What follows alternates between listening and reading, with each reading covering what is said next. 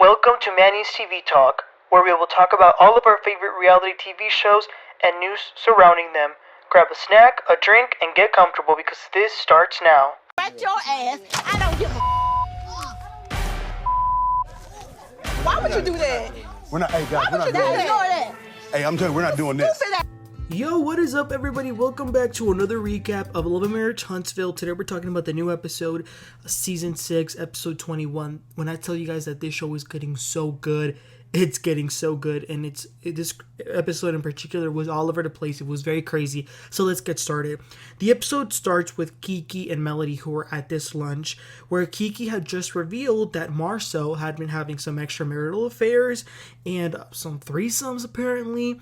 Keke says that she felt bad when she heard about this, so she wanted to tell Tisha right away. And Melody says, yeah, you do. You need to tell her. Now, here's the thing. There was a lot of people sort of involved in the story and situation, but it was kind of a little bit hard to follow because they kept bleeping out certain names and they kept having some like very weird sound effects with them. But basically the gist of it is that there was a couple, a man and a woman. The woman cheated on her boyfriend with Marsau. And when the man found out, he broke up with her. It's crazy, but the thing is that Tisha is now mad at Keke for not telling her sooner. Keke, when she found out, she had actually told Tisha she wanted to talk, but Tisha never showed up. But the man ended up contacting Tisha himself, saying, you know, my ex-girlfriend hooked up with your husband. So once Tisha found out Keke had been talking to this man is when she got mad. Again, for not telling her sooner, but Keke is claiming that she did try to tell her, but that Tisha never showed up. But what we know is that Keke is saying that Tisha is mad because the ex-boyfriend contacted her, of the alleged mistress. What is no secret is that Melody is secretly loving this. Every moment of it. And actually, it's not, it definitely is no secret, because she said it herself. She says, in the past, Tisha has said about my former relationship that where there's smoke, there's fire. So I'll tell her the same thing. Where there's smoke, there's fire. And another thing that Keke brings up is that the hair care line that Tisha has for the girls, the info tab on the website for the return policy was literally a copy and paste out of Stormi's website for Canvas Beauty, which, I've tried to defend Tisha, but I believe it. And I mean, they actually showed a screenshot. So, it's not whether I believe it or not. That actually is what happened. So that was crazy. Then the next scene is Maurice, and he's at a tire shop. He's fixing some stuff on a new Jeep Rubicon, which he bought for Kimmi. And let me just say, I'm jealous of Kimmi right now because I love a Jeep. I love a Ford Bronco. I love one of those types of cars. And then Marsau joins him. Maurice tells him that Kimmi has always been wanting a Jeep, so he thought now would be the perfect time to get her one. And as they're talking about that, he says, and there is some other stuff too. Our sex life hasn't been the same, bro.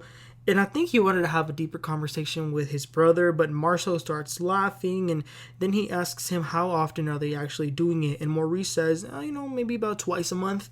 And Marsau says, welcome to the marriage party. Like, according to Marsau, twice a month is normal if you've been married for a few years now. But Maurice says that he wants it more, and he thinks that Kimmi is using the excuse of her chemo and all of that. And for once in his life, Maurice actually came in the defense of a woman. He said that Maurice is wrong for saying that because, for example, he right now is having back pain. What if somebody told him that it was all mental? So he told him not to do that.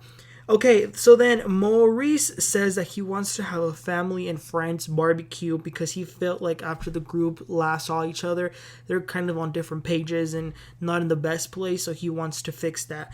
And Marsau says, well, I thought the expo went pretty well. But Maurice says, well, how are you standing with Stormi and Courtney? And that's where Marsau says that he's come to the conclusion that Stormi and Courtney are not his friends. They never have, they never will. They're like oil and water, and that's it. And I don't blame Marsau. I mean, Stormi behaves very poorly and immaturely. Speaking of which, Stormi is the next scene. So it's Stormi and Courtney. He made her a tea because she actually had strep throat, and it had started to become very serious. So she's recovering from that. So they're there in the bed talking about that. And Stormi says, Keke has been the only one that has reached out to me because I've been sick. They also start to laugh because they think Keke looks like the Darkwing Duck in that picture that they put of the Crime Stoppers. That was pretty funny. But then they start talking about Tisha. Stormi is now aware that Tisha or her team or whoever did the website copy and pasted Canvas Beauty's return policy. But Stormi is like low-key embarrassed of her, and I mean, how could you not? One thing about Stormi, I will say, although I can't stand her ugly, aggressive, unprofessional behavior, she is very talented in her business, so I will definitely give her those flowers because she built that thing from the ground up by herself. Stormi also tells Courtney about this barbecue that Maurice is planning for everyone, and Courtney says, I'm going to no barbecue. And she says, come on, let's go, come for me. And he says, no, it's not about the barbecue, it's the people. But mainly Marsau. And I feel like good for him for not wanting to put himself in a situation where your energy isn't right. But at the same time, you need to be there to stand with your wife, dude. We move on to Tisha and Marsau. They're in this building. One thing about this show is that they're always going to have a scene on an unfinished construction site, okay? But yeah, they're doing this. It's a project that they're doing for the Scots royalty, and it looks like stuff is going good according to Tisha. So then Marsau tells Tisha if she saw the invitation that Maurice made for the barbecue, and she says, yeah. Marsau tells her that he was a little bit tripped up the other day when Maurice asked him about if he was okay with Stormi and Courtney. He says, why would I be okay or not okay? Like, there's never been a friendship with us and there never will, so why would he even ask me that? But then it gets serious. Turns out somebody called the Huntsville city and they claimed that they were doing illegal gambling, filing fake police reports. So they had to cancel the Bet on Black event, which is unfortunate because we saw them film the commercial last episode and they were really looking forward to it. Then Tisha addresses the Canvas Beauty controversy of the website. She says that she hired a web designer and paid him a lot of money. So when they found out that had happened, she called him immediately to fix it. But then, y'all, she starts to cry because she says that she feels like there's always so much hate and vitriol coming at her. People trying to come for her business, for her marriage, for anything that she does. She says, I've never gotten out of my way to hurt someone, so why do I get all this negativity? And that sort of broke my heart. Y'all know that when I see somebody cry, it makes me weak. Like, it really does.